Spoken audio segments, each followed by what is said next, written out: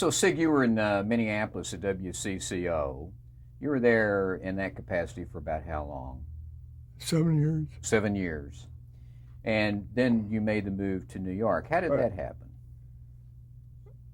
That, well, in the first place, it almost happened earlier. In 1945, after 2 years in Minneapolis, Paul White had asked the manager of the Minneapolis station if he could have me to come into New York to be assistant director of news, since his assistant director was going to Chicago as an analyst. Apparently, the Minneapolis manager said no, he couldn't do it. But a couple of weeks later, the manager told me that White had asked him. So I sort of waited to see if anything would happen. Then the announcement came Ted Church had been appointed. White later told me that he wanted me for the job, but I'd been turned down by the Minneapolis manager. And so that's why I was not there. So there had been a chance previously. So 1949 rolls around. 1949, I was in New York for the meeting of the National Association of Radio News Directors and walked by Dave Taylor's office. Dave Taylor was the vice president for News and Public Affairs for CBS Radio. And Taylor asked me if I'd have lunch with him. He offered me a job then. He said it's a rather interesting job in his department. It was director of talks and discussion. So it would be a people's platform and sort of a public affairs position. All public affairs programming. And it wasn't exactly what I wanted, but on the other hand, this is a chance to get your feet on the ground in New York, so I said yes.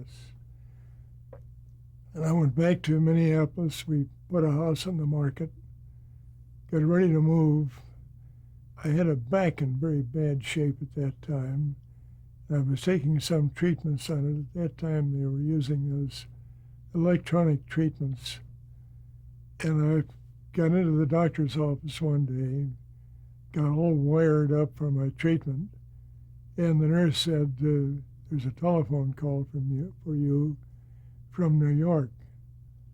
So I thought I better abandon my treatment temporarily and take the call. It was Dave Taylor.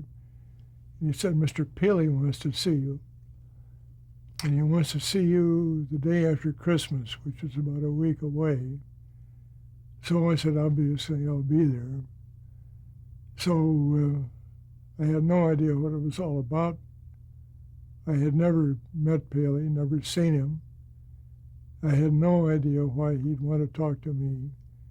But I arranged it. On the Christmas night, I caught a flight, went in the next morning around 9 o'clock. I went first to Taylor's office. He said, Frank Stanton wants to see you. Went up to see Stanton, the president of CBS, and Stanton at that point said that what was going to happen is that Mr. Paley wanted to talk to me about being the man in charge of all of news and public affairs for CBS. He said Dave Taylor had been placed in a position where he had to report to Hubble Robinson, the vice president for programs, and rather than accept it, he'd resigned, which means that job was available, and he thought I could have it if I went in and talked to Paley about it. So I went in and had a very delightful chat with Paley.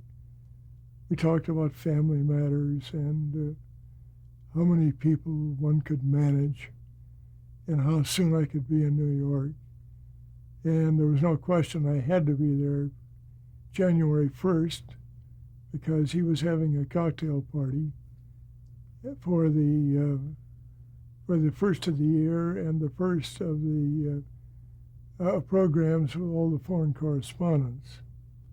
So obviously I had to be there.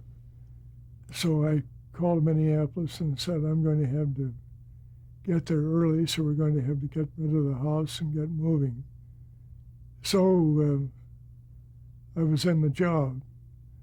I held that job for, I think, 2 days. I got there the night. This was the first night of one of these CBS Correspondents' Roundtables with Ed Murrow. And after that was over, I was told that Ed Chester, the director of news, was retiring if he had to report to me. Well, I wasn't sure what that meant, but the next morning I found out, and that is that Chester, who had been bureau chief in Havana and bureau chief in Chile, was to be the CBS delegate to a Spanish language meeting on licensing radio in the Western Hemisphere. And there wasn't anybody else available. Got a call from Stanton's office, went up to see Stanton, and he told me that what the situation was and asked me if I'd be willing to step aside from the news part of it and take the whole public affairs assignment. And he said, you can be sure you'll eventually get the whole routine under your command. So there was nothing I could do except say, sure, I accept it. So I became director of public affairs and sports for radio and television both. And, I kept busy enough doing that. So there were a number of rapid changes there very early. Yeah. Now, right. the Paley you were speaking about, of course, is William Paley, the owner of CBS. What was your impression? What was your first impression of Mr. Paley? Well, I was very pleased. He was warm and friendly, and there were no airs about him at all. Just a normal human being. We had a wonderful conversation. I was very pleased by it. What about your first impression of Dr. Stanton? Well, I had known him previously, and I'd known a lot about him. And my impression was that he was a hard-driving businessman and very smart, but very warm and friendly, and had been most helpful to me during the years. And I assumed later on that he may have played a significant part in my coming down from the university to WCCO to take that job. And I used to see him from time to time thereafter. I see. The job that you finally wound up with after that succession of events at the very beginning, the public affairs position. Right. And who did you report to then? Reported to Hubble Robinson. And what were some of the programs that you were in charge of in that position? Well, I had a documentary department, except we didn't do very much. I had the sports department. We did quite a bit. Had a Red Barber, and we were doing some and negotiating more.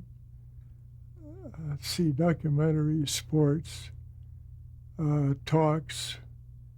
We were giving away a lot of time for talks at that period. Mm-hmm. It had been a custom at the BBC and came over from London, I think. Education was a part of it. At least that's the... Any religious programming? Religious programs were there, yes. That was the final one. At that time, did the FCC have its requirement about giving, free time for these kinds of public affairs? I don't think it was a requirement, but it certainly was pressure to give the time. Mm-hmm. So and we did give time. So that was something you were very much aware of, though. Right. Now, let's talk about the CBS News with Douglas Edwards. Right. When did CBS begin airing a nightly newscast? September 1948. Well, were you directly involved? with No, I was in Minneapolis at that time. Okay. When did you get involved in the broadcast? I got involved directly in news in midsummer 1951. See, I'd been in charge of public affairs in 50 and the first half of 51. And in 51, the management of CBS was split into two parts, a radio division and a television division. Ed Chester, the news director in radio, was put in the radio job. I was given the directorship of news and public affairs television. So that was my real first experience on the television side of news. How did Douglas Edwards get that anchor job? Doug Edwards was selected in the fall of 1948, right after the conventions. I don't know how the decision was made or why it was made. You know, there is an apocryphal story that all the CBS correspondents were lined up in a row, and they were asked, all those in favor of taking the new television program, step forward. Nobody stepped forward except finally Doug. Now, this is totally untrue. Doug was selected for it as a friendly young man who read very well, a good voice, quick, so he got the assignment. Although that was an apocryphal story, does that say something about the way television was viewed by the... It is a very good indication of the way television was viewed. And it was some years later, before the members of the news staff began to realize that television was here to stay and it would be influential. Who was Franklin Schaffner? Frank Schaffner was the director. Of Douglas Edwards' Right. television news broadcast? And he had an assistant named Don Hewitt. Don Hewitt. Right. Now, Frank stayed with it for about a year and then resigned to go back to drama again. And Don at that point became the director. Now, in those days, how did television news differ from radio news? Well, it didn't differ very much. The general approach was the same, except, of course, it was supported by pictures. And there were mostly stills, but some film. In 1948, there was no sound on film yet, so the film was all silent. By 1949, they were beginning to get a little bit of sound, of an inadequate quality, but enough to brag about sound on film. NBC was running about 2-1 ahead of CBS at that time on the ratings. So CBS had a lot of making up to do. Who was your competition at NBC? Who was doing the news over there? Competition? The anchor at NBC at that time. Yeah, it was, and they were giving it a lot of promotion, and Camel cigarettes were promoting hard. Well, that would be John Cameron Swayze. John Cameron Swayze was the voice. Yeah. Who was providing the film for your CBS television? Well, at first there wasn't any. When there began to be film, then a company run by, I guess, a friend of Paley's started servicing film. Movie Tone, not Movie Tone. I've forgotten the name of the company, but it was not very good. And in order to do television news, you really had to combine the editorial and the film departments, so that the film department was supporting the editorial. But this way, the film department or the film people were out shooting in their own way, whatever they wanted to, shipping the film in, and it had to be then incorporated into the news broadcast. And it was a difficult problem to make it very successful. And the quality, of course, was bad. They still didn't have first-class quality. The editing was done largely in an amateur editing way, so that it was not cleanly edited. Well, now, during the same time when you were developing the television news program, there was also a CBS discussion show called The Challenge of the 50s, Years of Crisis. Were you involved in that program? Well, the answer is yes and no. So in the first place, that was a program that was on the night I got to New York. Oh, that's the program you were talking about. That was Right, the round when the table. correspondents were in from abroad. So I was there in the control room, but it was not my show. Next year, 1951, there was still a radio show with a television adjunct to it. And I tried, perhaps mistakenly, to get Doug Edwards onto the show to get some television representation. But Murrow was absolutely adamant that Edwards not be on the show. So there was no television representation as such. Why was Murrow opposed to that?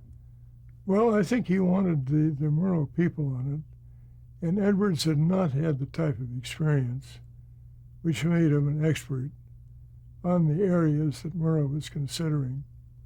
See, with a Schönbrunn from Paris and a Huddlet from Germany and a Burdett, no, not Burdett from Washington, but his scattered correspondence. He had expertise at each one of these points. And Edwards had no expertise of that sort to add into it. Well, now, during this late 40s and early 50s period, it's my understanding that the FCC had a freeze on licenses, on new television licenses around the country. Did this affect your work at CBS? Not really. No, the principal way in which it affected it is that once the freeze was lifted and additional stations began to go on the air, then of course we had a vastly increased sized market. And that in that respect it was affected. Now, the Korean War was also, of course, the big news event of that Right. period. How did CBS handle the Korean War coverage? Well, that was I didn't have much to do with that because that was in the news department, and it was under Ed Chester and Ted Church. I did some. We set up some programs trying to do explanations of what the Korean War was all about, how we got involved in it, in programs, and what would happen if the Soviets began to get involved. We even did one program with the Red Cross on how to behave in cases of bomb attack in the New York City area. And one of the things we did was how to prepare for avoiding poison ivy. Avoiding poison ivy? This was because of all the poison ivy in the woods around New York. I see. Which seemed to be ridiculous now, but at that time the Red Cross considered it important. Very practical. Well, if you had to evacuate the cities and people from the cities went wandering out through the country, poison ivy was a real menace. How was that show received? The Red Cross show that you did? Well, it was done in the middle of the afternoon, Sunday afternoon, and apparently it was received well by the Red Cross, by people involved. How the public received it, I have no idea. Mm-hmm. We had no ratings at that time of non-commercial programs to indicate how many would have seen it. Well, the Korean War, of course, as we said, was going on, and Edward R. Murrow went over and covered Right. the war. And did you have anything to do with that? Were you involved in Murrow's coverage at all? Now, let's talk about documentaries and the birth of See It Now.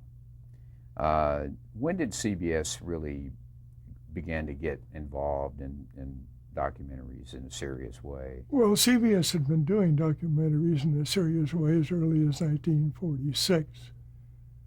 They set up a radio documentary unit. Robert Louis Cheon was involved in it. They did the Eagle's Brood, I think, one of the early ones. We in Minneapolis were invited to do one in the series on the Indian problems in Arizona. And that was a very successful run. But there was one weakness, I thought, or by the time I got to New York, I thought so. And that is they were all fictionalized, and the roles were played by actors and actresses.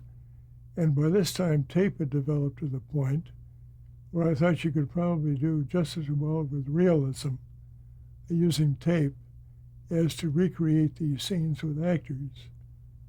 Now, we still had a documentary unit. It reported to me, and it was anxious to do things, but I could see that neither Paley nor Stanton were very enthusiastic about going ahead with it. So I went up to see them one day in the summer of 1950 with a rather elaborate proposal to switch and do tape documentaries instead of doing the actors type. They fooled me in one respect.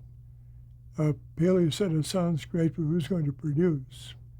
And I thought very quickly, there's a young fellow over at NBC named Fred Friendly, who has just had a couple of highly successful documentaries on atomic energy, in which he parlayed Bob Hope with William L. Lawrence, the superbly academic science editor of the New York Times.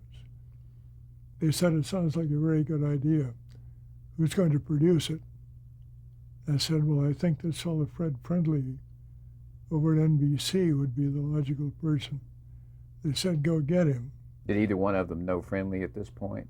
I presume they knew of him at least because he had done that radio record with Ed Murrow, The History of Broadcasting. Hear It Now. Hear It Now. And so I went out to the office, called Friendly, set up a date for dinner, and went and talked with him. Had you met him before this? No, I had not. But I knew he was working on a new Murrow show. So I called him at the studio. So we set up a dinner and went and talked. And he said what he wanted to do most was Life magazine and television. Well, I said I thought that was a little advanced for us at this point. But would he be willing to do at least a season of radio while we got ready to do television? And he agreed, yes, he would. Now, it took some time before we had him under contract. Murrow at this time was in Korea, so he was not involved. But I'm sure he was involved after he got back. By mid-fall, we had a contract. And by November, I guess, we started a 1-hour series using Murrow as the narrator and Friendly as the producer. Well, that was nearly 50 years ago, Sig, but do you remember much about your impression of Friendly in that first personal meeting as an individual? Yeah, I enjoyed meeting with him. He was a strong personality. He knew what he wanted. He obviously had a good deal of background. He knew how to handle tape. So I was very favorably impressed and pleased by the contact. We had a good time after we finished the Chinese dinner up on 52nd Street. We went down to a hotel at 46th and Madison, which was going to be torn down that night, and had a drink at the bar. And I thought we went out of there as great friends. And then he later gets out of the contract at NBC and comes on, and then, Yes. of course, this is the beginning of See It Now. Is that Right. Now, Exactly. what was your continuing relationship with See It Now and Friendly? Well, the continuing relationship was close through, of course, Friendly went out working on his own to establish some machinery. And I didn't have the time with the convention coming up and all the business of organizing the news department, so he went more or less on his own. But when we got the show on the air, the prices, the costs were much higher than anticipated. And the cost control people in the television network put all the pressure on me to get the costs down. Well, I finally thought the only way I can do this is to get Friendly and Murrow, the financial people and the control people together in a room and talk this all out. Well, what I heard from that was that Murrow had said to Paley that he was not going to pay any attention. He would not meet with me on that problem, and that he was going to go ahead and do this in his own way. Well, now the question is, shall I fight that? Or since it's going very well anyway, and since I'm so busy getting ready for the political conventions in the summer, just say, okay, you go ahead and run it, and I'll leave it all to you, which I did. Tell us something about Aberdar Murrow. What are some of your memories of him during this period of time? How was he to work with? Well, Murrow was difficult for me to operate with because he could always go over my head, go to Paley. So I really didn't dare impose any kind of pressure.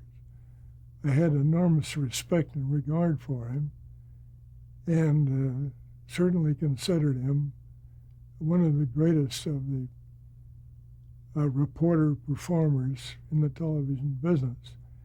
But I had no warmth of contact with him. You know, it was a matter of saying hello and we passed in the hall. But we didn't get together socially, and I didn't go in and have meetings with him. So it was I won't say it was cold or distant, but it was more or less a non-existent relationship. Just a formal professional work. Exactly. Was he still looking down on television during this time? Well, by this time, you know, he was pretty well advanced into See It Now. And I think that changed his attitude toward television. Excuse me, go ahead. I think he continued to look down on the evening news. And the reasons for that, because it had not gotten to the point where it was very successful. But he was quite enthusiastic about his See It Now. Why was he in the control booth during the program? Because Don Hewitt, or no, not Don, but Fred Friendly, was always looking for new ways of doing things. And the old studio was so commonplace and such a worn-out idea that Fred wanted something different, something that would command attention. And he came up with this notion of doing it in the control room. Well, so it was a friendly idea. So the friendly idea. Well, we're going to take a break here. All right.